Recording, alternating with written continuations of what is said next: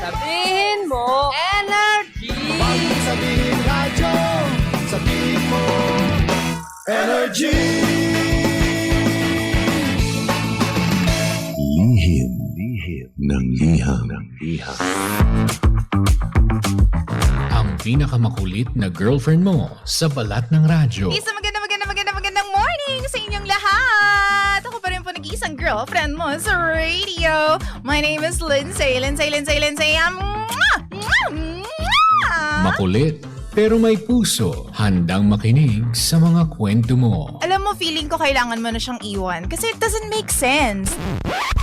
Ang kwento sa lihim ng liham.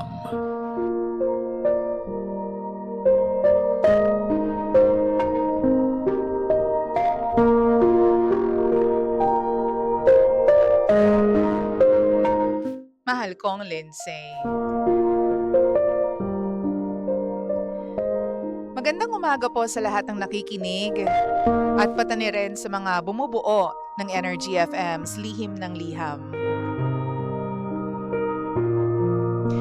Itago nyo na lamang po ako sa pangalang Angie. Panggahiling ko po na sana maging open-minded po ang makakarinig po ng aking kwento. Wala lang po talaga akong mapagsabihan ito. Kaya sana po, huwag po ninyo akong husgahan.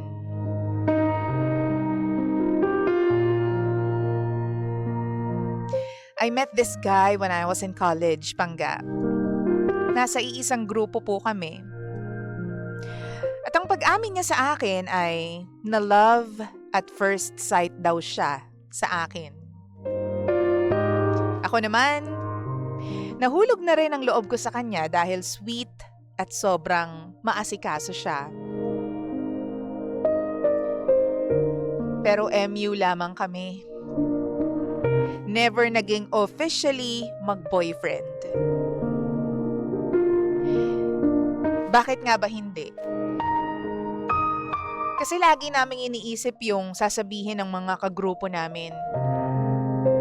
Bawal sa rules, sabi nga nila.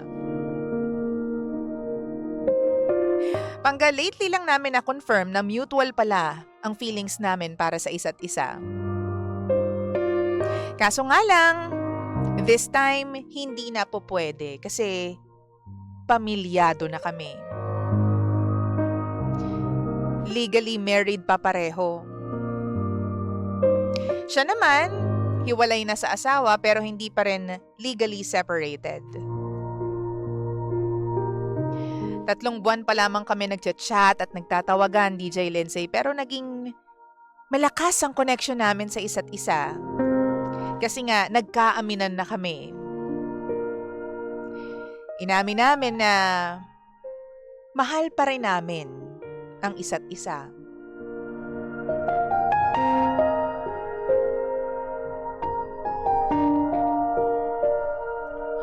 Umpisa pa lang, DJ Lindsay, alam namin na bawal ang aming relasyon. Sinubukan kong lumayo sa kanya kasi alam kong mali. But our love led us back together. Nagkabalikan ulit kami. Kaso, mabigat na yung loob ko dahil guilty ako. Nalaman po kasi ng asawa ko yung tungkol sa aming dalawa. Pero sa kabila ng nagawa ko, pinatawad pa rin ako ng aking mister. Gusto pa rin niya ako bigyan ng chance at gusto niyang ayusin namin ang aming pagsasama. Yun nga lang, itong guy ay ayaw din magpatalo. Pinaglalaban niya rin yung pagmamahal niya sa akin kahit na may asawa na ako. Ang sabi niya, dapat daw piliin ko siya kasi mahal na mahal niya raw ako. DJ Lindsay, nasa abroad po yung asawa ko. Pag uwi niya, Ang sabi niya sa akin, magpa-file daw siya ng kaso doon sa lalaki dahil sa panghihimasok sa aming pagsasama. Pero ang sabi ng asawa ko, hindi niya raw ako idadamay sa kaso. Hanggang ngayon, pinoprotektahan pa rin ako ng aking mister. DJ Lindsay, totoo ba talagang may pag-ibig na kahit lumipas na ang panahon, ay hindi pa rin makalimutan ng puso? Kahit magulo at komplikado na ang lahat, ipaglalaban pa rin.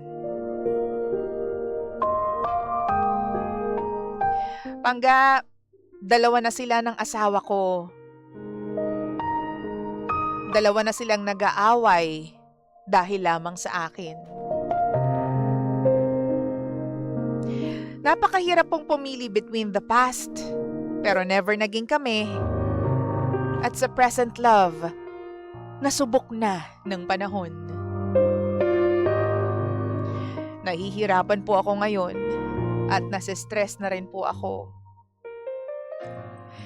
Tulad po ng pakiusap ko sa lahat, sana po wag ninyo akong i-judge.